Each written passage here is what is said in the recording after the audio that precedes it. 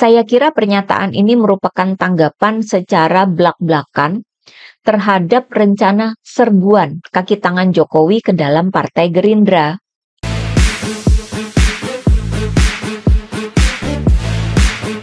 Hai teman-teman, jumpa lagi dengan saya, Nina Nor.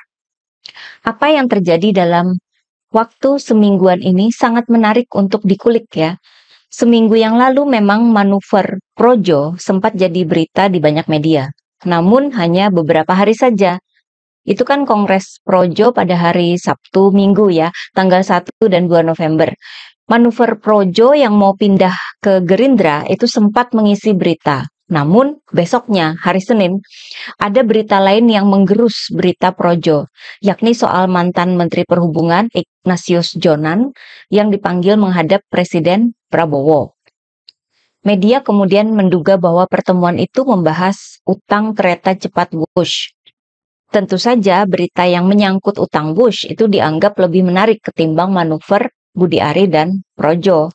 Iyalah ya, orang-orang kan lebih memperhatikan segala sesuatu yang berkaitan dengan ekonomi dan lebih tertarik ke masalah dugaan korupsi di proyek Wush ketimbang soal Pilpres 2029 yang diusung sama Budi Ari dan Projo serta Jokowi tentunya. Apalagi akhirnya hari Selasa lalu, Presiden Prabowo mengakui bahwa pertemuan dengan Jonan memang membahas Wush. Pernyataan Presiden berlanjut ke soal penyelesaian utang Wush yang akhirnya ditangani oleh Presiden Prabowo. Uang buat bayar utang Wush itu dari mana? Kata beliau dari duit sitaan kasus korupsi dan efisiensi anggaran. Ini kan jadi membantah instruksi Presiden Prabowo sendiri ke Menteri Purbaya yang disampaikan ke publik oleh Mensesnek pada akhir bulan lalu, bahwa Presiden meminta agar Menteri Purbaya dan Danantara membereskan utang kereta Wush. Nah, perubahan langkah Presiden Prabowo ini terjadi hanya dalam waktu beberapa hari saja. Berapa hari ya? Dari tanggal 30 Oktober ke tanggal 4 November. 5 hari ya. Saya kira perubahan ini merupakan elemen penting yang harus kita perhatikan untuk menganalisa keseluruhan situasi politik dalam sepekan terakhir ya.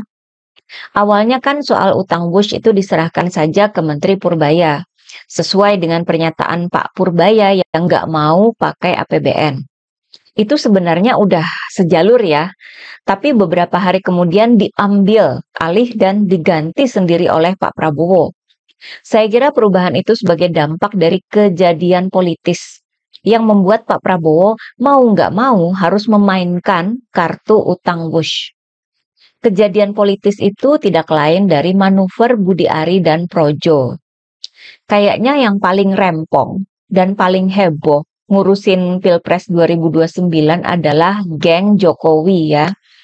Baru juga setahun usia pemerintahan Presiden Prabowo. Jokowi dan para pendukungnya ini sudah kasak-kusuk ngurusin Pilpres 2029. Disangka kelakuan mereka akan mendatangkan simpati dari publik dan perhatian dari para elit politik. Ternyata kan enggak. Sejak awal Projo memang terlihat memaksakan diri agar acara kongres mereka itu menjadi acara penting yang bakal dihadiri oleh mantan presiden, presiden, dan wakil presiden. Seakan-akan Projo ini merupakan organisasi politik yang paling elit gitu ya. Namun nyatanya, baik Jokowi, Pak Prabowo, dan Gibran itu nggak ada yang hadir. Elit politik yang hadir kalau menurut berita itu hanya Sufmi Dasko dari Gerindra.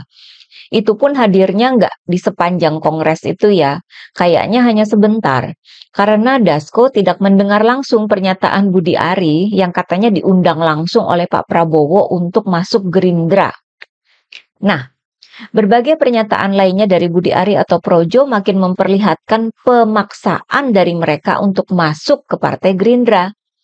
Selain sok mengaku bahwa Budi Ari diminta langsung oleh Presiden Prabowo untuk masuk Gerindra, padahal kan waktu itu sekedar ditanya aja sama Pak Prabowo, GR kali ya. Kemudian ada juga pernyataan bahwa Projo adalah pelopor terbentuknya pasangan Prabowo Gibran. Bahkan sebelum Pilpres 2024 katanya. Lalu digantinya logo Projo yang foto siluet Jokowi dengan logo baru. Sampai membantah bahwa Projo itu singkatan dari Pro Jokowi.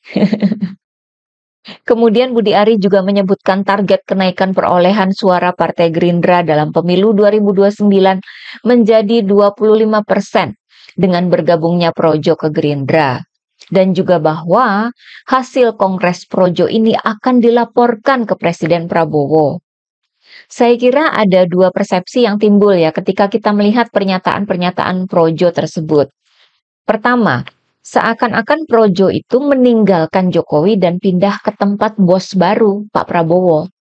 Sampai logo kepala Jokowi aja mau diganti, ya kan?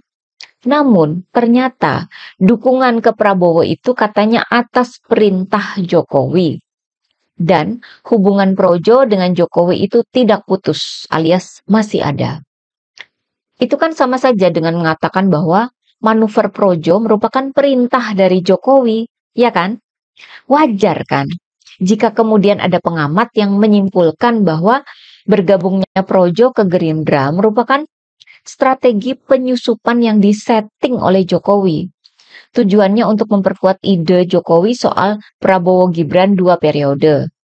Dan juga untuk memantau strategi politik Pak Prabowo, memata-matai. Strategi ini juga dikaitkan dengan kondisi citra Gibran yang makin terpuruk dengan munculnya bintang baru, yakni Menteri Purbaya.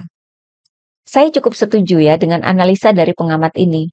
Saya kira analisa ini juga yang mendasari timbulnya persepsi kedua dari Pak Prabowo, bahwa Pak Prabowo bisa jadi merasa bahwa Partai Gerindra seakan sedang ditarget untuk diacak-acak atau setidaknya dimata-matai oleh kaki tangan Jokowi.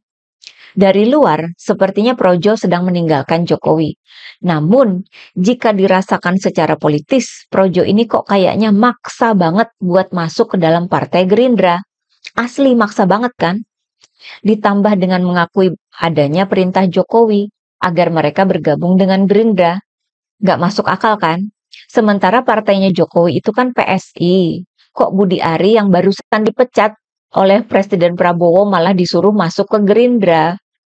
Saya kira wajar kalau Pak Prabowo merasa bahwa alih-alih memberikan dukungan, Projo ini seakan sedang berusaha menyerbu Partai Gerindra dan bisa jadi nanti bakal mengacak-acak internal partai. Atau bahkan bisa jadi bakal mengambil alih partai, bercermin pada kejadian sebelumnya di Partai Demokrat dan Partai Golkar ya. Oleh sebab itu, muncul perubahan dalam upaya membereskan utang Wush. Soal Wush ini tidak lagi hanya ada di tangan Menteri Purbaya. Bukan karena Pak Prabowo itu nggak percaya sama Menteri Purbaya. Saya kira Pak Prabowo sejauh ini masih yakin dengan kemampuan Purbaya. Namun, persoalan politis memaksa beliau untuk memegang kendali dalam permasalahan Wush. Dari luar, seakan-akan Pak Prabowo pasang badan agar Jokowi tidak lagi terbebani dengan masalah utang Wush. Namun, sebenarnya Pak Prabowo justru sedang memainkan kartu Wush agar terbit utang budi untuk Pak Jokowi. Karena Pak Prabowo sudah menyelamatkan Jokowi. Kalau soal korupsi ya lihat aja nanti. Bisa jadi sekedar utang budi, bisa juga jadi politik sandra. Agar kaki tangan Jokowi nggak bisa macem-macem di Gerindra. Makanya kemudian muncul pula pernyataan dari Pak Prabowo bahwa beliau tidak takut sama Jokowi dan tidak dikendalikan sama Jokowi. Pada hari Kamis lalu ya. Saya kira pernyataan ini merupakan tanggapan secara blak-blakan terhadap rencana serbuan kaki tangan Jokowi ke dalam Partai Gerindra. Pernyataan ini juga seakan menjadi gong yang menamatkan berita-berita di media soal manuver Projo. Media sudah nggak lagi memberitakan Kongres Projo. Berita-berita itu balik lagi ke soal utang Wush dan Menteri Purbaya tentunya. Soal impor pakaian bekas ilegal dan rencana denominasi rupiah dari Rp1.000 menjadi Rp1. Ya, kerjaan beliau sebagai menteri ya. Saya masih yakin bahwa Pak Prabowo tidak akan memecat Purbaya ya. Karena secara politis Menteri Purbaya itu sudah menaikkan citra Presiden Prabowo. Dan tentu saja berita tentang Projo juga sudah habis ketutupan berita baru dengan adanya berita Roy Suryo CS jadi tersangka soal tudingan ijazah palsu Jokowi. Jadi tersangka tapi nggak langsung ditahan. Kok bisa? Makanya Roy Suryo itu masih senyum-senyum aja ya, seakan senang dijadikan tersangka. Bisa jadi memang senang ya, karena jadi ada jalan untuk mengungkap bahwa argumennya bahwa ijazah Jokowi itu palsu. Kenapa nggak sekalian aja ya pihak kepolisian menetapkan Roy Suryo juga tersangka untuk laporan soal Fufu Fafa yang diyakini milik Gibran. Itu laporannya sudah setahun lalu loh. Sekalian aja dijadikan tersangka kan lebih praktis, ya kan?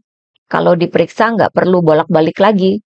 Saya yakin pemeriksaan terhadap Roy Suryo dan kawan-kawannya bakal jadi berita yang seru untuk kita ikuti bersama. Akhirnya, Projo gagal jadi berita. Dan Jokowi pun kecele. Disangka gampang untuk memasuki Partai Gerindra. Harusnya Pak Jokowi itu lebih berhati-hati lagi dalam menyusun strategi politik ya. Karena Pak Prabowo kan sudah mengakui bahwa beliau berguru sama Pak Jokowi. Artinya, strategi politik yang dipakai oleh Pak Prabowo bisa jadi meniru Pak Jokowi. Sehingga Pak Prabowo bisa memainkan kartu dengan luas. Menutup semua celah. Bahkan membalikkan situasi sehingga punya kartu baru untuk menjalankan politik sandra. Seakan mengcopy paste politik sandra Pak Jokowi. Oke, bagaimana pendapat teman-teman? Terima kasih atas perhatiannya. Begitulah kura-kura.